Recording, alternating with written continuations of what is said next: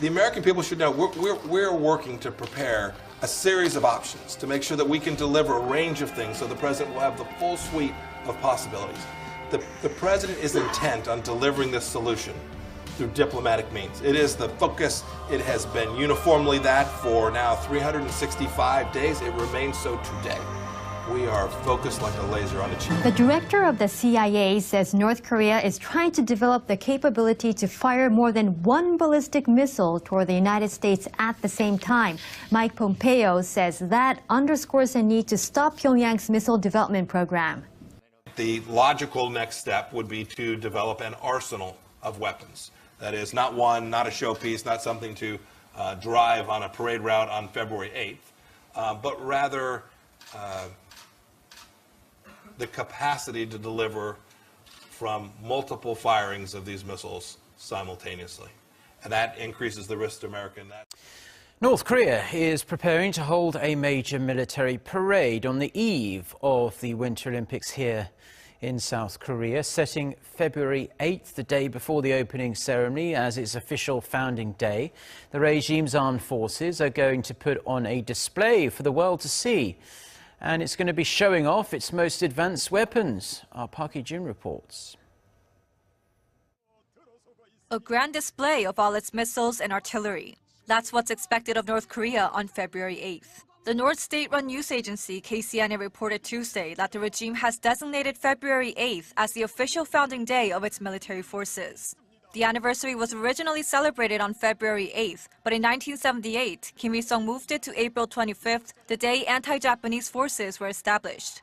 Now it has been moved back. The modern military was formed on February 8, 1948. Kim Jong-un is choosing to mark the founding day to that date to focus on the fact that North Korea is a full-fledged nuclear state that has strong military power. Experts say that the parade is highly likely to show off North Korea's nuclear weapons. It will be a way for leader Kim Jong-un to make a statement to the international community that despite its diplomatic peace gestures, the North's military and nuclear capabilities remain strong. If the celebrations do take place on February 8th, they would fall on the eve of the 2018 Pyeongchang Winter Olympics. Although the North may not have designated the date directly because of the Olympics, it is likely that it wanted to take advantage of the global event as a means to display more power. Pompeo says Pyongyang's efforts mean more risk for the United States. He says North Korean leader Kim Jong-un wants to use nuclear weapons not just to stay in power, but also as a way to reunify Korea under his regime.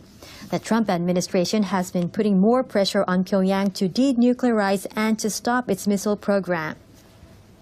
The president is intent on delivering this solution through diplomatic means. It is the focus. It has been uniformly that for now 365 days. It remains so today.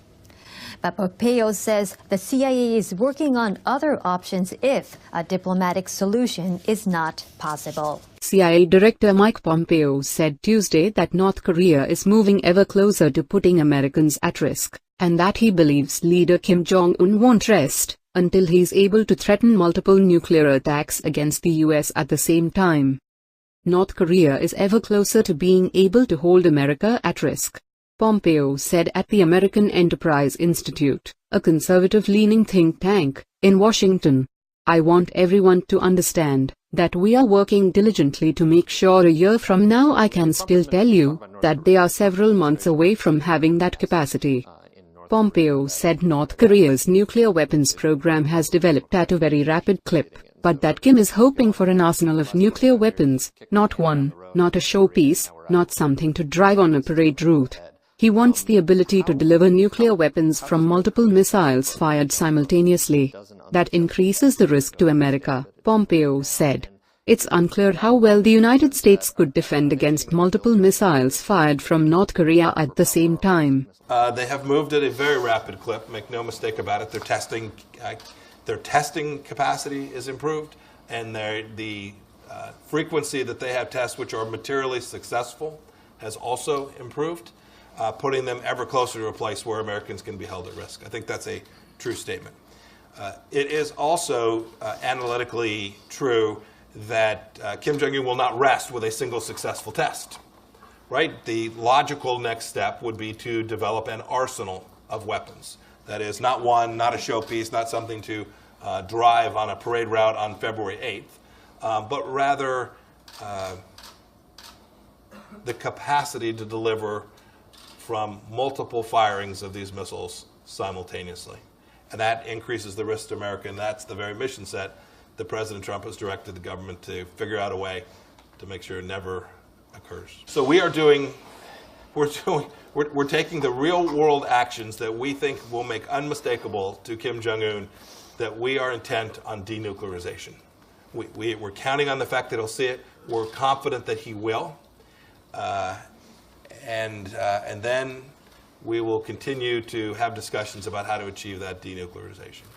North Korea's ambassador to the Conference on Disarmament is denouncing the United States' hostile policies. He says the U.S. is raising tensions on the Korean Peninsula while his country is making efforts to de-escalate the conflict. Han Dae-sung made the remarks in a meeting in Geneva on Tuesday.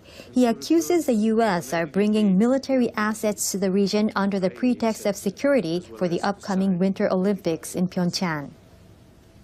This is dangerous act of throwing wet blanket of a current positive atmosphere of inter-Korean relations, which could drive station once again into extreme phase of confrontation.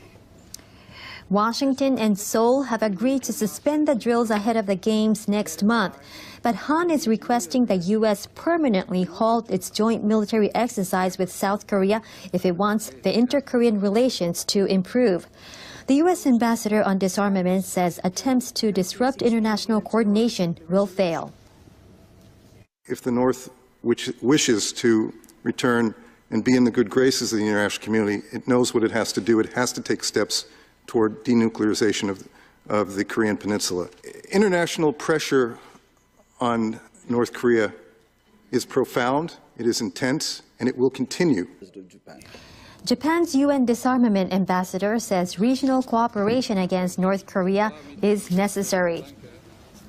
In order to work towards the nuclearization of the Korean Peninsula, it is necessary for the international community as a whole to coherently cooperate and maximize pressure on the DPRK. We've said, the CIA has said this publicly before, it is more than just regime preservation that we are concerned he will use. We talk about the nuclear risk all the time. That gets the brunt of the world's attention, and appropriately so. But his conventional forces alone, right, close to 1 million under arms, depending on how you count them, is no small thing. And so we do believe that Kim Jong-un, given these tool sets, would use them for things besides simply regime protection.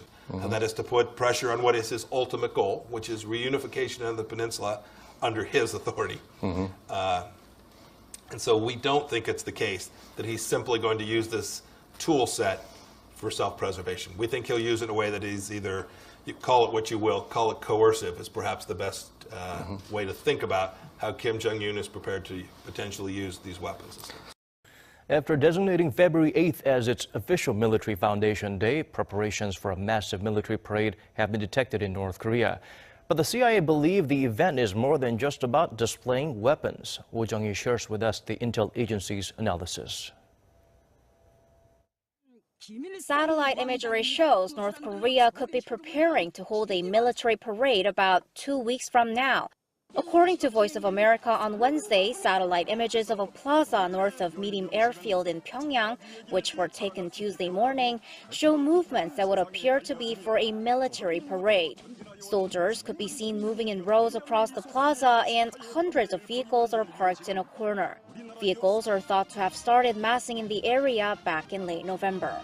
Mirim Airfield is where Pyongyang has previously held military parades.